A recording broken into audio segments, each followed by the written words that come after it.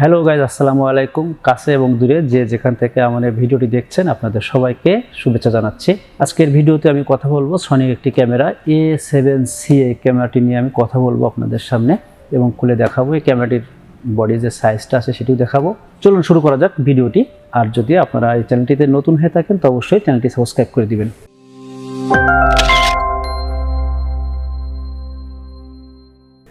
দর্শক, আমি জাস্ট বডিটা ওপেন করে আপনাদেরকে দেখাই, এর সাথে যে বডির যে সাইজটা সেটি আপনাকে দেখাই, তাহলে পরবর্তীতে কথা বলতে একটু সুবিধা হবে। এই যে এটি হচ্ছে A7C ক্যামেরাটি। দেখুন, এই ক্যামেরাটির একটি বৈশিষ্ট্য হচ্ছে ফুল ফ্রেম ক্যামেরার মধ্যে সবথেকে কম্প্যাক্ট একটি ক্যামেরা। এই ক্যামেরাটির যে স্পেসিফিকেশন বা যে ফিচারগুলো আছে সেটি হুবহু A7-3 সঙ্গে ম্যাচ করে। তাহলে কেন আরও একটি ক্যামেরা বানাতে হলো সনিকে? তো সনি এটি আসলে বানিয়েছে জাস্ট ব্লগারদের কথা চিন্তা করে। এটি ক্রপ সেন্সরের A6400, তার সাইজটি ঠিক যেন এরকমই। অর্থাৎ ক্রপ সেন্সরের ক্যামেরার সাইজের মধ্যে ফুল ফ্রেম সেন্সর দিয়ে যে ক্যামেরাটি বানিয়েছে সেটি হচ্ছে A7C। আর A7C হলো সবথেকে কম্প্যাক্ট ক্যামেরা ফুল ফ্রেম ক্যামেরার মধ্যে। এখানে আপনারা A7-3তে যে সুবিধাগুলো পেয়ে যেতেন সেসব সুবিধা তো আপনারা হুবহু পেয়ে যাবেন। আর স্পেসিফিকেশন নিয়ে আসলে এভাবে কথা বলার তেমন কিছু নাই। আমি খুব সংক্ষেপে যে জিনিসগুলো আপনারা এই A7C ব্যবহার করতে যে বেনিফিটটা পাবেন সেইগুলো, তার কয়েকটি পয়েন্ট আমি আজকে উল্লেখ করব আপনাদের। এর সবথেকে বড় যে পয়েন্টটি পাচ্ছেন সেটা তো বলেই দিলাম, এটির ওয়েট বা এটার সাইজ একেবারে পকেট সাইজের এক হিসাবে বলতে পারেন। পকেটের মধ্যে আপনারা ক্যারি করতে পারেন জাস্ট বডিটা। এর সম্ভবত এটার ওয়েট হচ্ছে 500 গ্রাম থেকে অল্প কিছু বেশি। মেমোরি কার্ড আর ব্যাটারি মিলে হয়তো আর 20 গ্রাম মতো বেড়ে যায়। এরপরে এর সবথেকে বড় আরেকটি যেটি বেনিফিট পাবেন, সুবিধা পাবেন, অ্যাডভান্টেজ পাবেন, সেটি হচ্ছে এর ডিসপ্লে। ফুল আর্টিকুলেটেড রোটেটেবল।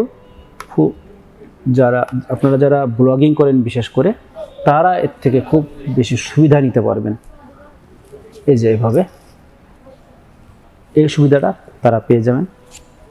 3 ইঞ্চি যে ডিসপ্লে, এইটি ফুল ফ্রেম ক্যামেরার সর্বপ্রথম এই A7C-তে ব্যবহার করেছিল সনি। এরপরে আরেকটি যেটা সুবিধা হচ্ছে সেটি হচ্ছে, দেখেন শাটার বটনের খুব কাছেই এর রেকর্ডিং বটন দেওয়া আছে বড় করে।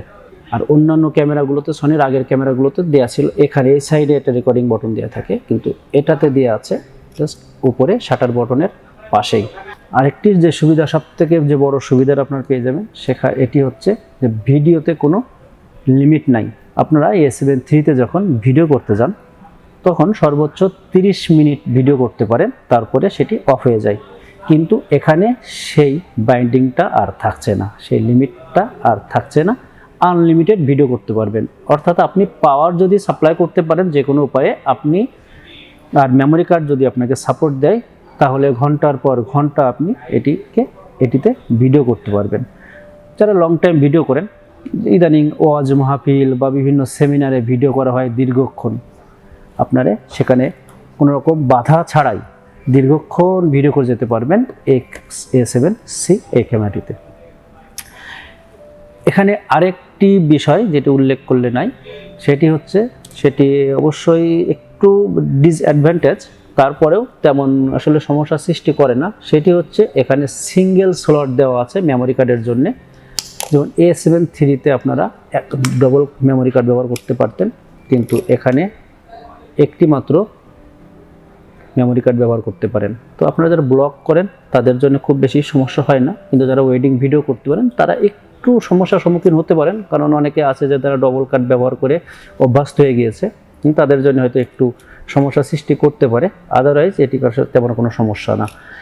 আর এখানে ব্যাটারির কথা বলতে গেলে, ব্যাটারিও একেবারে A7C-তে যে ব্যাটারিটা ব্যবহার করা হয়েছে, এখানে বডিটা ছোট হলেও, কম্প্যাক্ট সাইজের বডি হলেও, এখানে ঠিক A7-3তে যে ব্যাটারিটি ব্যবহার করা হয়েছে FZ100, সেই ব্যাটারিটি এই ক্যামেরাটিতেও ব্যবহার করা হয়েছে। আর এই ব্যাটারি দিয়ে A7 III হয়তো 640টা মতন শট নিতে পারেন, আর A7C-তে 700 পর্যন্ত আপনারা শট নিতে পারবেন। আরেকটু অসুবিধার কথা বলতে গেলে এটির ভিউ ফাইন্ডারটা এক সাইডে করেছে এবং অনেকটা ছোট ভিউ ফাইন্ডার করেছে এটাই। তো যারা ভিডিও করেন তাদের জন্য আসলে ভিউ ফাইন্ডার তেমন কোনো প্রয়োজন হয় না। তো সব কিছু মিলিয়ে যদি একটা কথা বলতে হয় যে A7 III আর A7C-র মধ্যে যারা আসলে আপনারা যারা ওয়েডিং করেন, ফটোগ্রাফি করা লাগে, ভিডিও করতে, তো তাদের জন্য A7 III। কিন্তু যারা মানে একেবারে ব্লগিং একমাত্র কাজ, যাদের ভিডিও করা একমাত্র কাজ, তাদের জন্য A7 III বেস্ট একটা অপশন বলে আমি মনে করি। তো দর্শক, এই ছিল আজকের এই ভিডিওতে। আশা করি আপনাদের ভালো লেগেছে। এতক্ষণ আমার সাথে থাকার জন্য আপনাদেরকে অসংখ্য ধন্যবাদ। দেখা হবে অন্য কোনো ভিডিওতে। সেই পর্যন্ত আপনারা সবাই ভালো থাকুন, সুস্থ থাকুন। আল্লাহ হাফেজ।